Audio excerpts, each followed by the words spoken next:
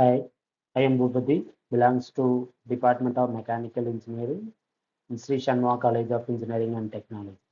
Today's topic is IC engines.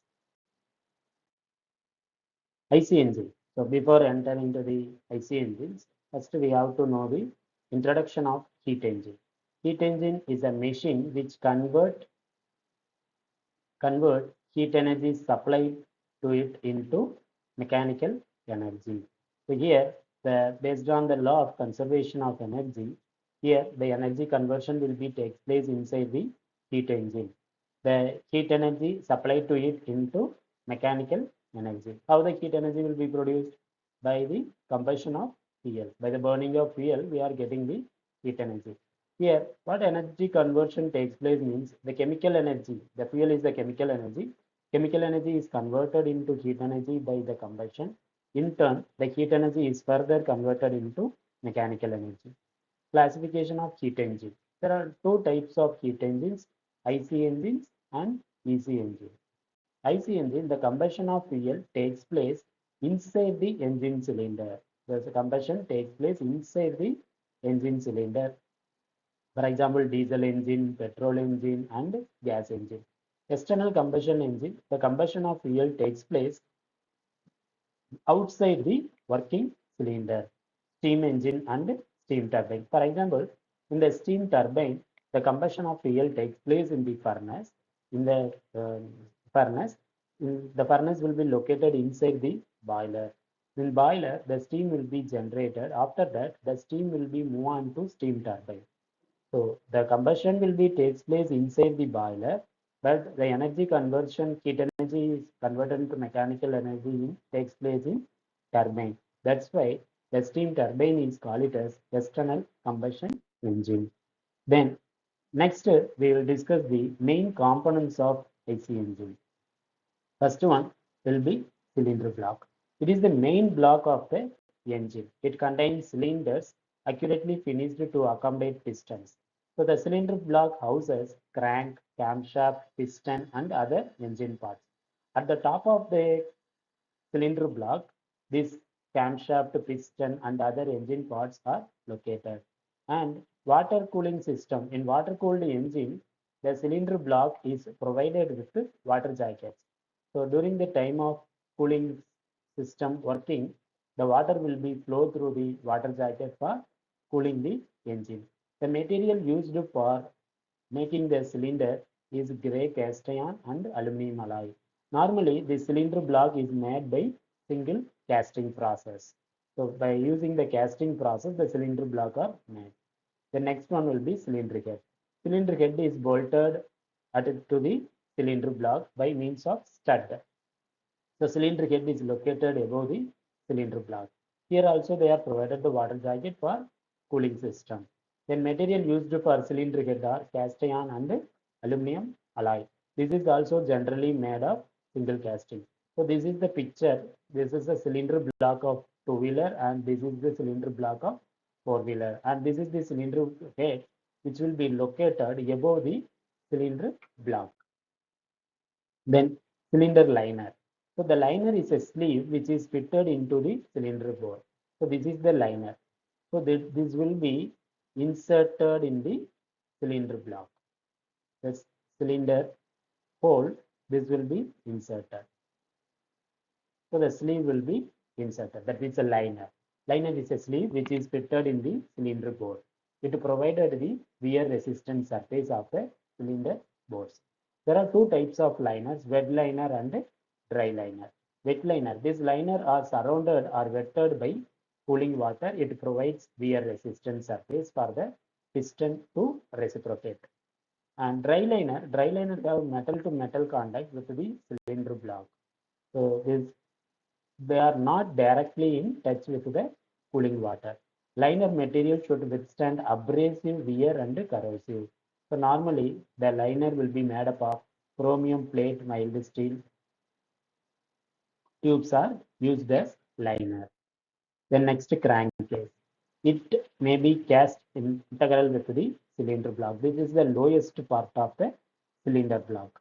Sometimes it is cast separately and that attached to the block. This material used for crankcase or cast iron aluminum alloy. Normally, cast iron aluminum alloy, both cylinder block, cylinder head, and crankcase. These all the three components will be made by single material. Oil pan or oil sump. Oil sump is the bottom part of the engine. It contains the lubricating oil. During the time of lubrication system, the oil will be supplied from the oil sump.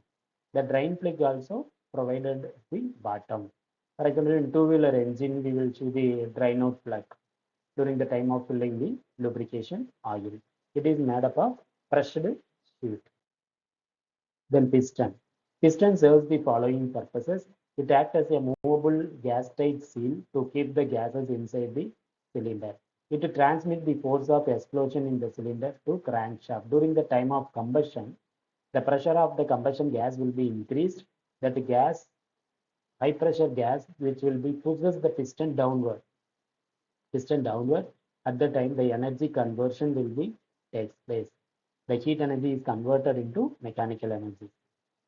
Some of the materials used for piston are cast iron, aluminum alloy, chrome nickel alloy, nickel iron alloy, and cast steel. Piston rings. Piston rings are inserted in the grooves. So if you see here in this picture, there will be a groove. Okay, so here the piston rings are inserted. There are two types of piston rings are used in the piston: compression ring, oil ring. Okay, so here they will mention the top compression ring, the second compression ring, and oil control ring. So it will be fitted in the grooves. Then compression ring. Compression ring provided an effective seal for the high pressure gases inside the cylinder. They prevent the leakages of high pressure gases from the combustion chamber into crankcase. Each piston is provided with at least two compression rings. Oil rings. Oil ring is wipe off the excess oil. During the time of lubrication system, the oil will be moving at all the moving parts, so that excess oil will be wiped out to the crankcase. The material used for piston rings should be wear resistance. Piston rings are made up of alloy steel, iron containing silicon, manganese alloy, etc. Connecting rod. So it connects the piston and the crankshaft. So this is the connecting rod. Okay. So that the smaller end is connected with the piston and the bigger end is connected with the crankshaft. The small end has solid or split eye and contains a bush. The end is connected to the piston by means of gudgeon pin. So this pin will be a gudgeon pin. Okay. The connecting rod must withstand the heavy thrust, hence it must have strength and rigidity. They are usually made up of drop forged eye section. Then the material used for plain carbon steel, aluminum steel, nickel alloy steel, etc. Then crankshaft is the main rotating component. So power is obtained from the crankshaft. So during the time of combustion, see as per this picture, here the combustion will be takes place. Due to combustion, the piston will move downward direction. The heat energy is converted into mechanical energy, reciprocating motion. So in turn, the reciprocating motion is further converted into rotating component. Okay. The crankshaft is held in position by the main bearing. There are two main bearings to support the crankshaft.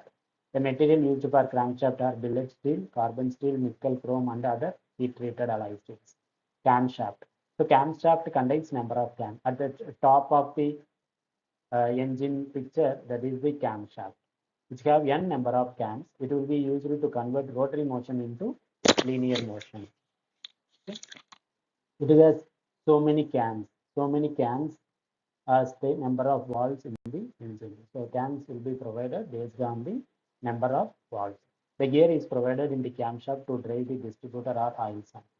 The opening and closing of the engine valves are controlled by the cams provided on the camshaft. So based on this camshaft, the valves will be actuated inside the cylinder. Thank you.